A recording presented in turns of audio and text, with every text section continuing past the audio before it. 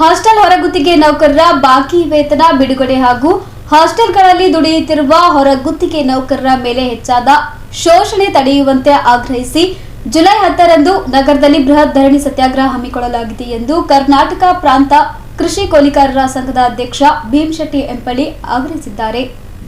ನಗರದ ಪತ್ರಿಕಾ ಭವನದಲ್ಲಿ ಸುದ್ದಿಗೋಷ್ಠಿ ನಡೆಸಿ ಮಾತನಾಡಿದ ಅವರು, ಸಮಾಜ ಕಲ್ಯಾಣ ಇಲಾಖೆ ಅಧೀನದ ವಸತಿ ನಿಲಯಗಳಲ್ಲಿ ಸೇವೆ ಸಲ್ಲಿಸುತ್ತಿರುವ ಹೊರಗುತ್ತಿಗೆ ನೌಕರರ ಸೇವೆ ಹೇಳುತ್ತಿರದಾಗಿದೆ. ರಾಜ್ಯ ಸರ್ಕಾರ ಅಡಿಗೆ ಸಿಬ್ಬಂದಿಗಳ ಸಂಖ್ಯೆ ಕಡಿಮೆ ಮಾಡುವ ದುರುದ್ದೇಶದಿಂದ ಸಿಬ್ಬಂದಿಗಳು 12 ತಾಸು ಕೆಲಸ ಮಾಡುವಂತೆ ಮಾಡಿ ನೌಕರರು ಕೆಲಸ ಬಿಡುವಂತೆ ಮಾಡುತ್ತಿದೆ. ಈ ಹಿಂದೆ 50 ಜನ ವಿದ್ಯಾರ್ಥಿಗಳಿಗೆ 3 ಜನ ಸಿಬ್ಬಂದಿ, 100 ವಿದ್ಯಾರ್ಥಿಗಳಿಗೆ 5 ಜನ ಸಿಬ್ಬಂದಿ ಇದ್ರು. ಆದರೆ ಈಗ 100ಕ್ಕೆ 4 ಸಿಬ್ಬಂದಿ ಇರಬೇಕೆಂಬ ಆದೇಶ ಹೊರಡಿಸಿದೆ. ಕೂಡಲೇ ಸರ್ಕಾರ ಹಾಸ್ಟೆಲ್ ನೌಕರರ ಸಮಸ್ಯೆಗಳನ್ನು ಬಗೆಹರಿಸಬೇಕೆಂದು ಒತ್ತಾಯಿಸಿದರು. ಇನ್ನು ಸರ್ಕಾರದ ಧೋರಣೆ ಖಂಡಿಸಿ ಜುಲೈ 10ರಂದು ನಗರದ ಸಮಾಜ ಕಲ್ಯಾಣ ಇಲಾಖೆ ಕಚೇರಿಯ ಮುಂದೆ ಬೃಹತ್ ಧರಣಿ ಸತ್ಯಾಗ್ರಹ ಹಮ್ಮಿಕೊಳ್ಳಲಾಗಿದೆ ಎಂದು ತಿಳಿಸಿದ್ದಾರೆ. ಗೋಷ್ಠಿ ನಡೀತಾ ಇದ್ದೇವೆ. ಇದು ಸಮಸ್ಯೆ ನಿಮಗೆ ಈಗಾಗಲೇ ಹಲವಾರು ಸಲ ಪ್ರೆಸ್ ಮೀಟ್ ಆಗೇನೆ, ಹಲವಾರು ಸಲ ಹೋರಾಟನೂ ಆಗ್ಯದ. ಆದರೆ ಇವತ್ತು ಹಾಸ್ಟೆಲ್ ನೌಕರರ ಸಂಘದಿಂದ ಅದು ಏನೂ ಸಮಸ್ಯೆ ಬಗೆಹರಿತಾ ಇಲ್ಲ. 300-400 ಜನ ಹೋಗಿ ನಾವು ಪ್ರತಿಭಟನೆ ಮಾಡಿದ್ರೆ ಜಿಲ್ಲಾಡಳಿತ ಅದಕ್ಕೇನು ಕಿಮ್ಮತ್ತೇ ಕೊಡ್ತಾ ಇಲ್ಲ ಅವ್ರಿಗೆ.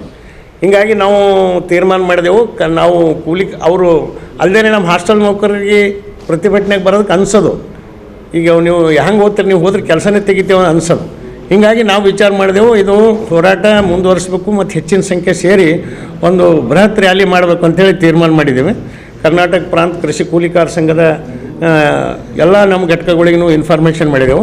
ಈ ಹೋರಾಟ ಹಾಸ್ಟೆಲ್ ನೌಕರರ ಸಂಘ ಅಂದರೆ ಇದು ಕೂಲಿಕಾರ ಸಂಘದ ನೇತೃತ್ವದಾಗೆ ಇದೆ. ಅದು ಮೊದಲ ನಮ್ಮ ಕೂಲಿಕಾರ ಸಂಘದಾಗೆ ಅದು ಕಟ್ಟಿದ ಸಂಯೋಜನೆ ಅದು. ಅದಕ್ಕಾಗಿ ಅದರ ನೇತೃತ್ವದಾಗ ಹೋರಾಟ ನಡೆಸಬೇಕು ಅಂತೇಳಿ ಒಂದು ತೀರ್ಮಾನ ಮಾಡಿದೆವು.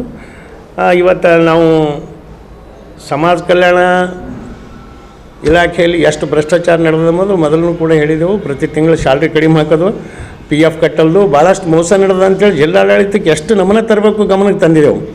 ಅವರಿಗೆ ಬ್ಯಾಂಕ್ ಸ್ಟೇಟ್ಮೆಂಟ್ ತೆಗೆದು 22ನೇ ಇಸ್ವಿದಾಗ 100 ಮಂದಿದು ಕೊಟ್ಟಿದ್ದೆವು.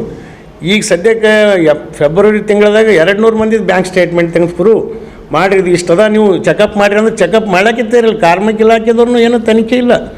ಸುಳ್ಳು ನೋಡ್ತೀವಿ ಮಾಡ್ತೀವಿ ಅಂತಾರೆ.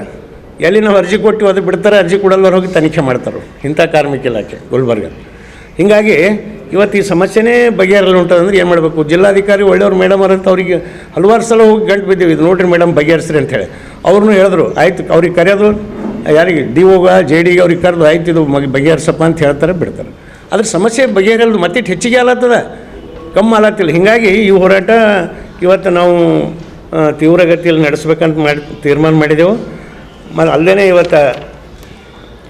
ಇವತ್ತು ಸಮಾಜ ಕಲ್ಯಾಣ ಇಲಾಖೆದವರು ನಾವು ಮೊನ್ನೆ ಹೋರಾಟ 5 ದಿವಸ ಕುಂತಿದ್ದೆವು, ನಿರಂತರ ಧರಣಿ. ಹೆಣ್ಮಕ್ಳು ಸಮೇತ ಅಲ್ಲೇ ರಾತ್ರಿ ಉಳಿದು ಊಟ ಅಡುಗೆ ಅಲ್ಲೇ ಮಾಡಿ ಅಲ್ಲೇ ಉಳಿದಿದ್ದೆವು. ಆ ಉಳಿದಾಗ ಅವರ DC ಅವ್ರು ಕರೆದಂದರು, ಇಲ್ಲ ಇದು ಏನೇ ಮಾಡಿರಿ ನೀವು ವಾಪಸ್ ತಗೋರಿ ಹೋರಾಟ, ಈ ಸಲ ನಾನು ಬಗೆಹರಿಸ್ತೀನಿ ಅಂಥೇಳಿ. ಅದು KKRD ಮೀಟಿಂಗ್ ಇತ್ತು, ಮಿನಿಸ್ಟರ್ಸ್ ಬಂದಿರು. ನಮ್ಮ BCM ಮಂತ್ರಿಗೂ ಹೋಗಿ ಗಂಟು ಬಿದ್ದೆವು. ಅವ್ರನ್ನೂ ಹೇಳಿದ್ರೆ ಇಲ್ಲ ಅದು ಬಗೆಹರಿಸ್ತೇವೆ, ನೀವು ಮನವಿ ಕೊಟ್ಟು ಇವತ್ತು ಹೇಳ್ರಿ ಮಳೆ ಹೊಂಟದ ಅಂತಂದರು. ಅಂದ್ಮ್ಯಾಗ ನಾವು ವಾಪಸ್ ಹೋರಾಟ ಅವತ್ತು ವಾಪಸ್ ತೊಗೊಂಡೆವು. ತೊಗೊಂಡು ಮರುದಿವಸ 2ನೇ ತಾರೀಕಿಗೆ ಅವ ಮೈಸೂರಿನವೇನು ಶಾರ್ಪ್ ಅಂತ ಮ್ಯಾನ್ ಪವರ್ ಏಜೆನ್ಸಿಯನ್ನು ಅವ ಸಮಾಜ ಕಲ್ಯಾಣ ಇಲಾಖೆ ಅಧಿಕಾರಿಗಳಿಗೆ ತೊಗೊಂಡು ಒಂದು ಸಭೆ ಮಾಡ್ಯಾನ. ಸಭೆ ಮಾಡಿ ಎಲ್ಲ ನಮ್ಮವ್ರಿಗೆ ಅನಿಸ್ಬಿಟ್ಟಾನ, ಬ್ಯಾಂಕ್ ಸ್ಟೇಟ್ಮೆಂಟ್ ಕೊಟ್ಟಿವಲ್ಲ ಅಂತದ್ದು. ಇಲ್ಲ ನಿಮ್ಗೇನು ಬಾಕಿ ಅದ, ಬಾಕಿನೇ ಇಲ್ಲ. ನಮ್ಮವರು ಹೇಳೋದು ನಮ್ಮ 4-5 ತಿಂಗಳು ಬಾಕಿ ಅದ. ಅವ ಏನೂ ಒಂದಿಲ್ಲ, ಮಾರ್ಚ್ ತನಕ ನಿಮ್ದೆಲ್ಲ ಕ್ಲಿಯರ್ ಅದ, ₹1 ಬಾಕಿ ಇಲ್ಲ ಅಂತ. ಹಿಂಗೆ ಆದ್ಮ್ಯಾಗ ಕೆಲವೊಂದು ಹೆಣ್ಮಕ್ಳಿಗೆ ಎದುರು ನಿಂತು ಕೇಳಿದಕ್ಕೆ ನೀವು ನಾಳೆ ಹಿಡಿದು ಕೆಲಸಕ್ಕೆ ಬರಬೇಡ್ರಿ ಏನಿಲ್ಲ ಅಂತ. ಅವಾಗ ಅಧಿಕಾರಿಗಳು ಗಿರೀಶ್ ಅಂತೇಳಿ ಗಿರೀಶ್ ರಂಜೋಳ್ಕರ್ ಅಂತ ಸಮಾಜ ಕಲ್ಯಾಣ AD ಇದ್ದಾರೆ.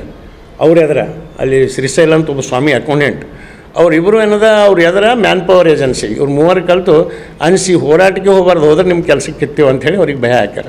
ಹೀಗಾಗಿ ಇಂಥ ಒಬ್ಬ ಅಧಿಕಾರಿಗಳೇ ಕುಂತು ಹಿಂಗೆ ಮಾಡ್ಲತ್ತಿದ್ದು. ಮತ್ತು ಅದ್ರಾಗ ಹೇಳಬೇಕಾದ್ರೆ ಒಂದು ಅದೇ ಏಜೆನ್ಸಿ ಮೈನಾರಿಟಿ ಇಲಾಖೆಗೂ ಇದ್ದಾನೆ, ಇಲ್ಲಿ ಶಾರ್ಪ್ ಅಂತೇನು ಇದ್ದಾನೆ. ಮೈನಾರಿಟಿನೂ ಅವನಿಗೆ, ಸೋಷಿಯಲ್ ಹೆಲ್ಪರ್ ಅವನಿಗೆ ಇದೆ. ಮತ್ತು ಮುರಾರ್ಜಿ ಒಂದು ಕೊಟ್ಟರೆ ಈಗ ಹೊಸದಾಗಿ. ಸುದ್ದಿಗೋಷ್ಠಿಯಲ್ಲಿ ಕಾಶಿನಾಥ್ ಬಂಡಿ, ಮಲ್ಲಮ್ಮ ಕೋಡ್ಲಿ, ಸಿದ್ದರಾಮ್ ಹರ್ವಾಳ್, ಗುರು ಕೋಣಿನ್, ಜಗದೇವಿ, ಚಂದನ ಕೇರಾ ಸೇರಿದಂತೆ ಅನೇಕ ಹಾಸ್ಟೆಲ್ ನೌಕರರು ಭಾಗವಹಿಸಿದ್ರು. Bureau report in Gulbarga news.